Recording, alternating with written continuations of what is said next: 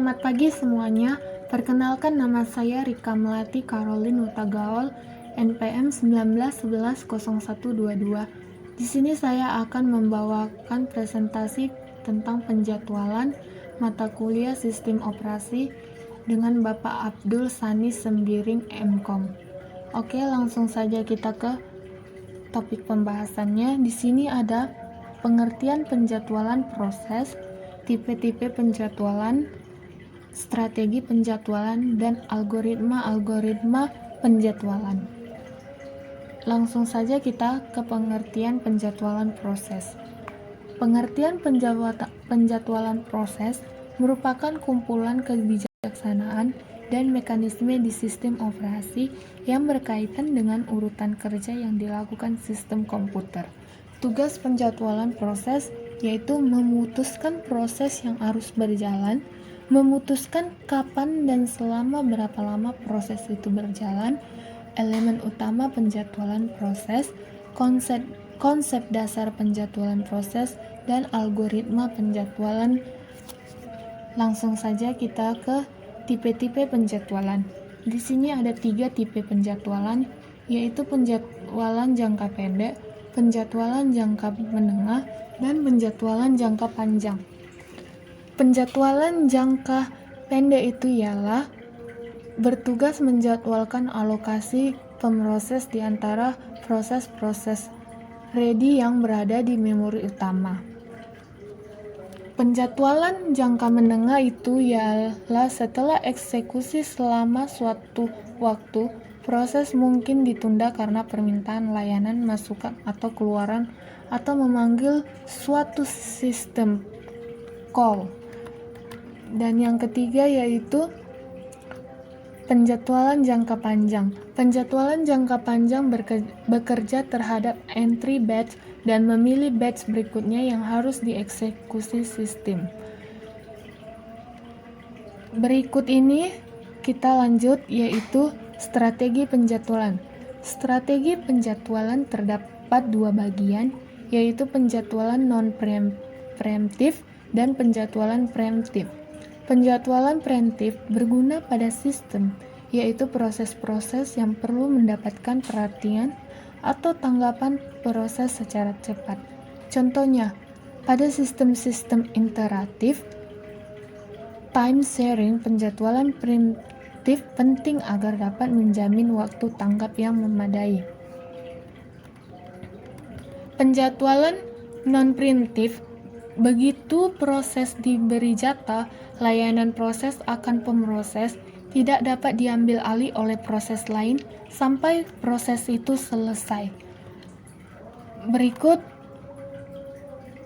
penjadwalan preemptif berguna pada sistem, yakni proses yang perlu mendapatkan perhatian atau tanggapan proses secara cepat, yaitu maksudnya adalah peralihan proses, yaitu layanan proses dari satu proses beralih ke proses lain memerlukan overhead atau karena banyak tabel yang dikelola.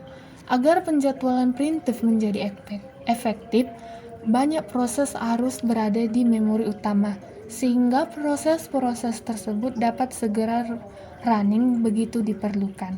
Menyimpan banyak proses yang tidak running di memori utama merupakan suatu overhead tersendiri. Itulah tentang strategi penjadwalan. Selanjutnya yaitu algoritma penjadwalan.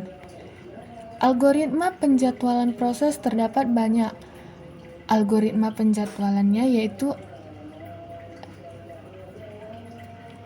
algoritma penjadwalan non-preemptif dan algoritma preemptif.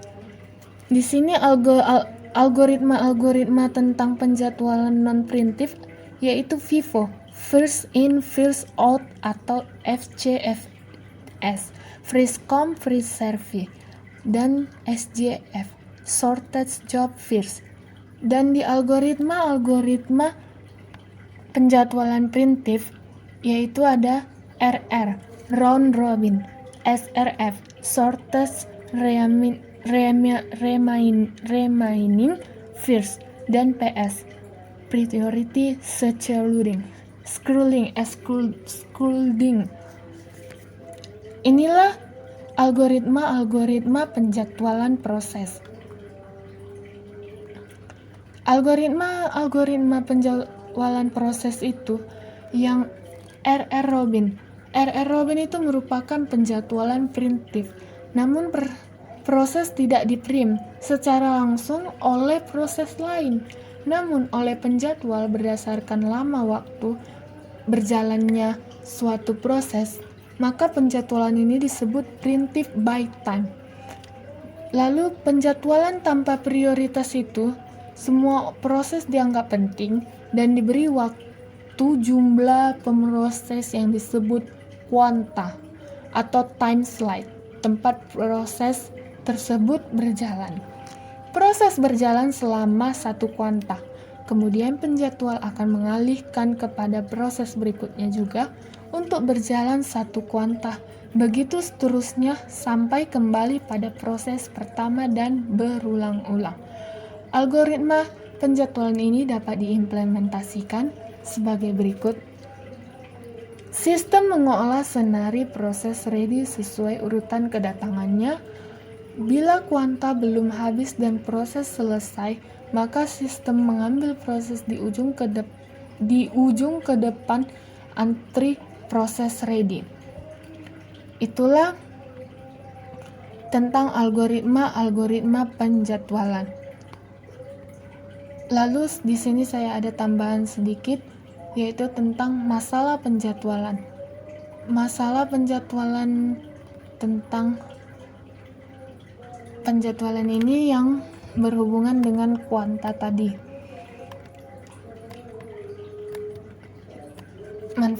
Masalahnya yaitu kuanta terlalu besar menyebabkan waktu tanggap besar dan turnaround time rendah, atau kuanta terlalu kecil mengakibatkan peralihan proses terlalu banyak sehingga menurunkan efisien pemrosesan.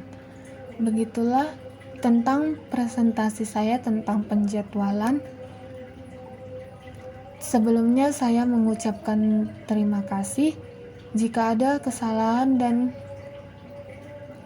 ingin memberikan masukan dan kritik, dipersilakan, dan saya sekali lagi mengucapkan terima kasih.